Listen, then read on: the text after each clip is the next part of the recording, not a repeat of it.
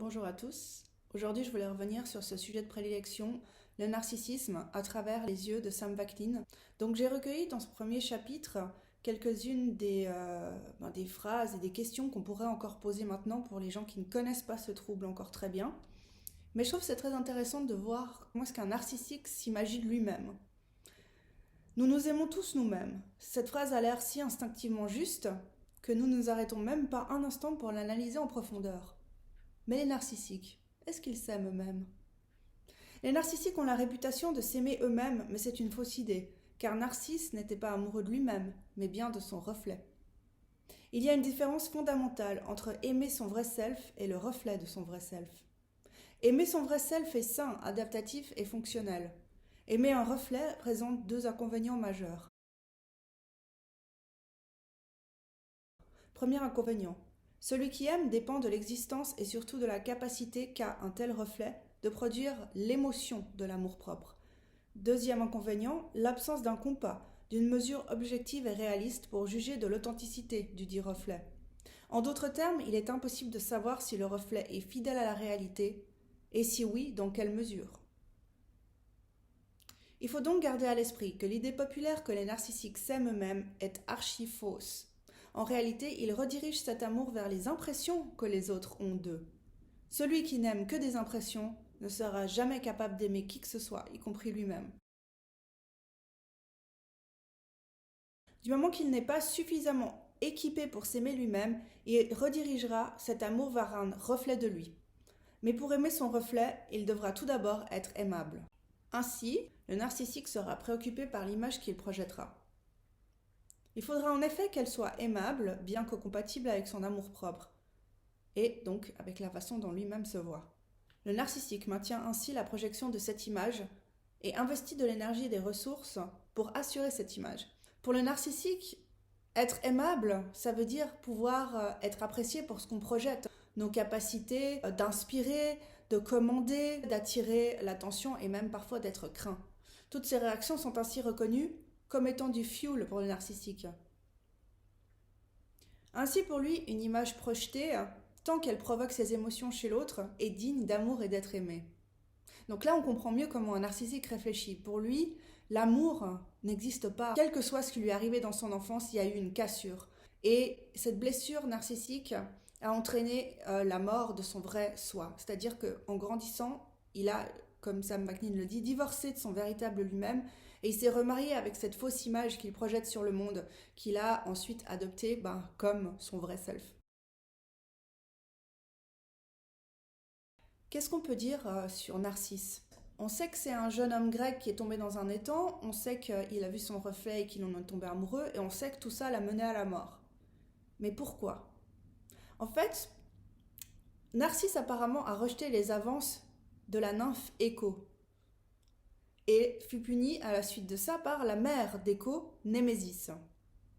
Destiné à se languir éternellement, il tomba ainsi amoureux de son propre reflet, de la même façon qu'Écho s'était langui de lui. À ce jour, les narcissiques sont encore punis par les échos et les reflets de leur personnalité problématique. Je trouve énorme cette phrase. Cet engagement rappelle le mythe de Sisyphe. Sisyphe, c'était, dans la tradition, un personnage habile et criminel qui volait et tuait des voyageurs. Il a trahi les dieux en révélant des secrets divins et il a enchaîné le dieu de la mort Thanatos de façon à empêcher les morts d'atteindre les enfers. Hadès, donc The Master of Hell, est alors intervenu en personne et Sisyphe fut sévèrement puni et fut condamné par Hadès à pousser un énorme rocher jusqu'au sommet d'une montagne dans le royaume des morts. À peine ce but atteint, le rocher roulait alors jusqu'au pied versant d'où Sisyphe devait le remonter. Et ceci pour l'éternité. On se rappelle de Nietzsche aussi, Nietzsche disait la loi de l'éternel retour. Donc il y a vraiment une idée de cycle éternel et absurde. Et qui dit cycle dit aussi en alchimie le serpent qui se mord la queue, Ouroboros. Il n'est pas du tout égoïste. C'est-à-dire qu'il choisit cette image qu'il va appeler son vrai self qui est complètement fausse. C'est-à-dire que vu qu'il n'est plus lui-même, que son vrai self est paralysé et subalterne, eh bien, il va tout faire pour séduire les autres, pour plaire aux autres, pour être aimé et accepté des autres. C'est-à-dire qu'il va complètement lui-même s'oublier. Il ne se met pas au premier plan, donc on l'a vu, il se met en dernier, il met son soi en tout dernier. Il fera tout pour rendre service aux gens qui l'entourent, car il a crucialement besoin de leur amour et de leur admiration. Il tire le sens même de son identité de la réaction des gens. En d'autres termes, il s'annule lui-même, seulement pour se réinventer dans le regard des autres. Simplement parce que lui, il imagine qu'il a droit. Il a droit à tout. Il pense qu'il a le droit de s'approprier tout ce qu'il arrive à extraire des gens, et plus encore. Il retire son sens de l'unicité dans le fait même qu'il existe, et il retire son sens d'exister dans le fait même qu'il est unique. C'est pas un paradoxe?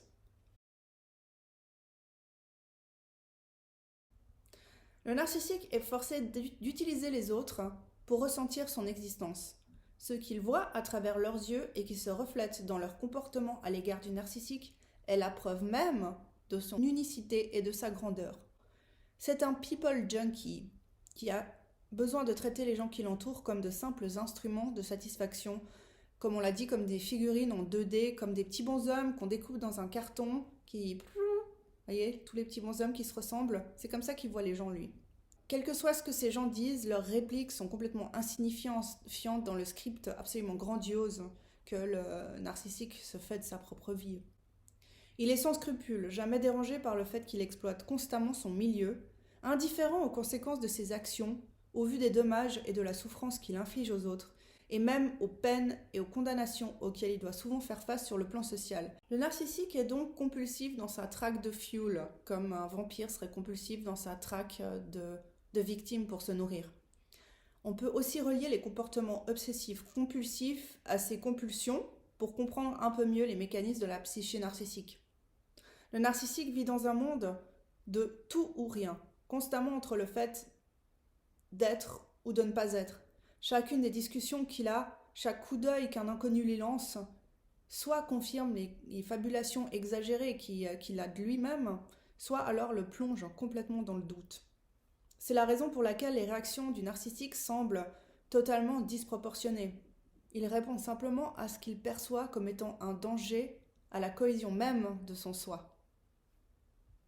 Ainsi, chaque petit désagrément avec des sources de fuel, ou avec une personne anodine même, qui pourrait être potentiellement une source de fuel, est perçu comme une menace au maintien de son self. Voilà donc tout le dilemme du narcissique. Il préfère avoir tort que d'être sans son fuel. Il préfère discerner à l'avance des désaccords et des critiques injustifiées, où il n'y en a pas, plutôt que d'en subir les conséquences lorsqu'il est pris au dépourvu. Donc le narcissique, qu'est-ce qu'il fait? Il doit conditionner son environnement pour l'empêcher de le critiquer, ou de le désapprouver, ou de désapprouver ses actions. Il doit éduquer les gens qui l'entourent, que chaque forme de critique le pousse à être en proie à des épouvantables crises, des attaques de rage qui le tournent en un être constamment grincheux et irascible. Ce sont des réactions exagérées qui constituent une punition pour les personnes inconsidérées et ignorantes de son état psychologique.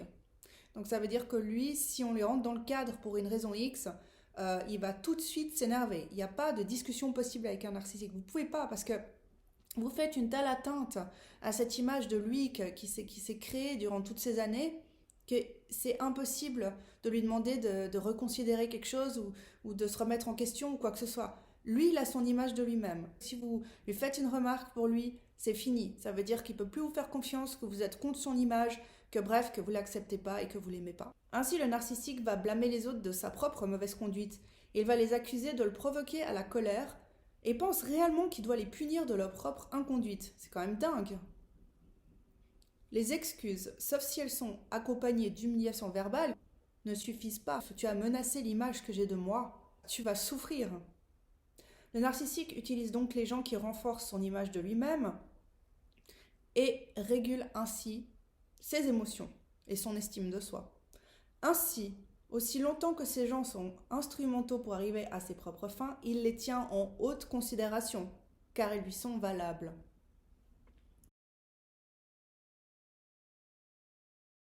Dites-vous bien que quand il n'aura plus besoin de vous,